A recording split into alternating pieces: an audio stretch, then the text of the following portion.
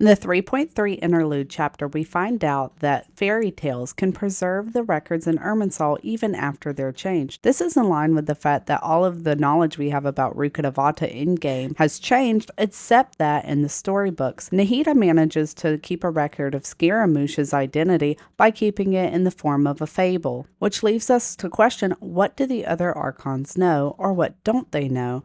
We know Raiden loses her voice lines as well as Yai, Miko, and Child about Scaramouche. This leads you to believe that they have indeed forgotten, but how did Nahida know to keep a backup of the information about Scaramouche in the form of a fable?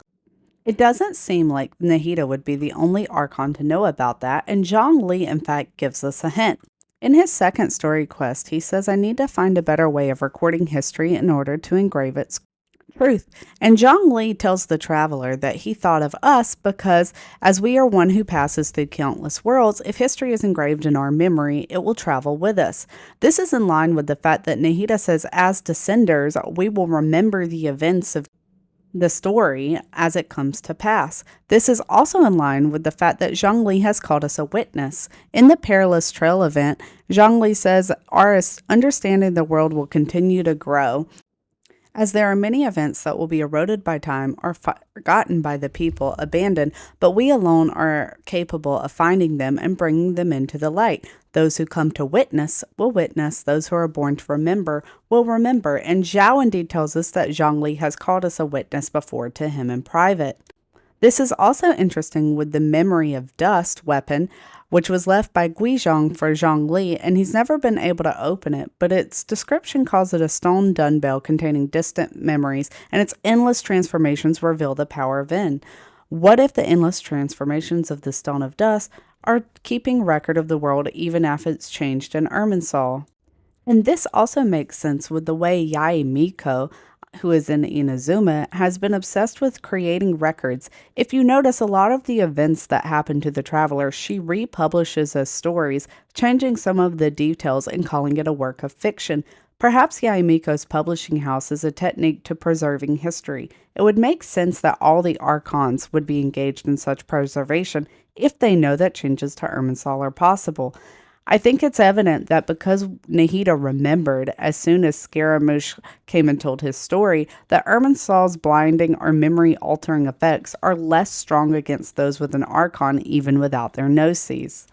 Which leaves us to a different question of, would an Archon who retains their gnosis be affected by Irminsul? It's something we haven't come to face yet, as by the time we learn Nahida forgot, she had already traded her gnosis to Dottore.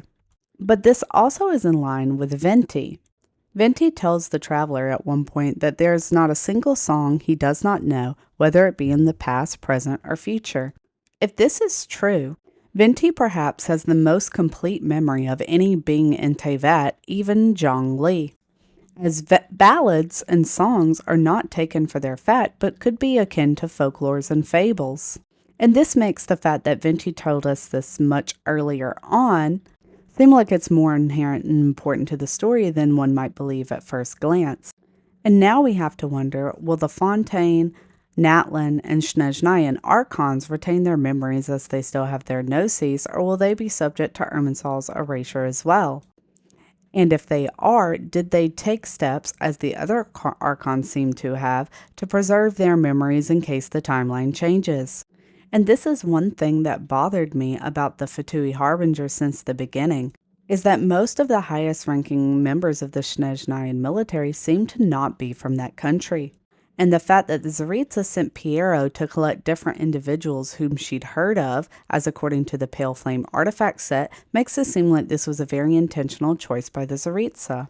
We know the Tsaritsa knew of the Descenders, as it is a term that originates with the Fatui, and there's no record of them in Irminsul, which leads me to believe that the Tsaritsa was searching for a way to preserve her memory that was more accurate than any fable.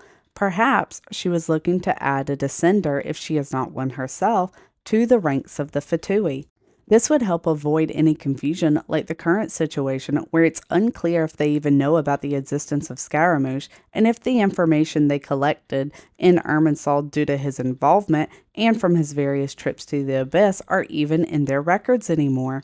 Thus, this leads me to believe that either Dottore or some other member of the Tui have found a way to preserve, as the other Archons did in fables or songs, or that a descender is amongst their ranks and can remember for them. A descender would be a more sure-proof method of ensuring the timeline was accurate, as opposed to relying on a fable where details had to be changed. Anyway, I'm super excited to see the far-reaching effects of Scaramouche's changes and Rukkhadevada's as well in Irminsul's records, and how they're going to play out in the story as our timeline that the Traveler experience continues to move further and further away from the one known to the rest of Teyvat. Let me know your thoughts in the comments, and as always, subscribe for more Genshin lore.